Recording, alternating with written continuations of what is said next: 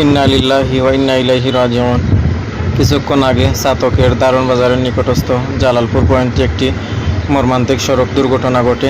একজন সাইকেল আরোহী ছেলে, যার বয়স 10 থেকে 12 বছর হবে, তাকে একটি এনা গাড়ি চাকার নিচে পিষ্ট করে একেবারে শেষ করে দিয়ে গেছে। ছেলেটি মারা গেছে।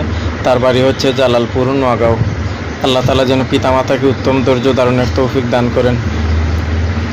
অনেক সময় পর্যন্ত রাস্তা ব্লক ছিল, জালালপুর থেকে এদিকে দারুণ বাজার পর্যন্ত, আবার ওইদিকে জালালপুর থেকে বুড়ারগাঁও পর্যন্ত সম্ভবত রাস্তা ব্লক হয়েছে।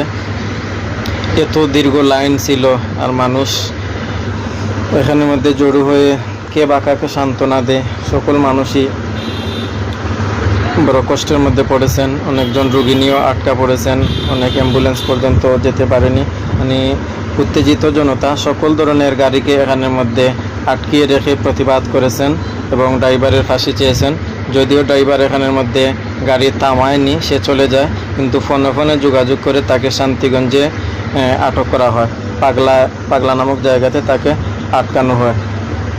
উত্তেজিত জনতা এই সড়কে চলাচলরত কোনো গাড়িকে যেতে দেননি যতক্ষণ পর্যন্ত নিশ্চিত না হয়েছে যে এই গাড়িকে আটকানো হয়। এরপরে এই গাড়িগুলোর লাইন ছেড়ে দেওয়া হয়। এর আগ পর্যন্ত মানুষেরা এখানের মধ্যে পিলার ফেলে, যে রাস্তার মধ্যে তারা গাড়ি আটকানোর জন্য পিলার এবং পাইপ ফেলে দিয়েছেন যাতে কোনো গাড়ি যেতে না পারে। কোনো গাড়িকে যেতে দেওয়া হয়নি, এমনকি অ্যাম্বুলেন্স পর্যন্ত যেতে পারেনি, যেহেতু পুরাটা রাস্তায় ব্লক আর এত দীর্ঘ লাইন।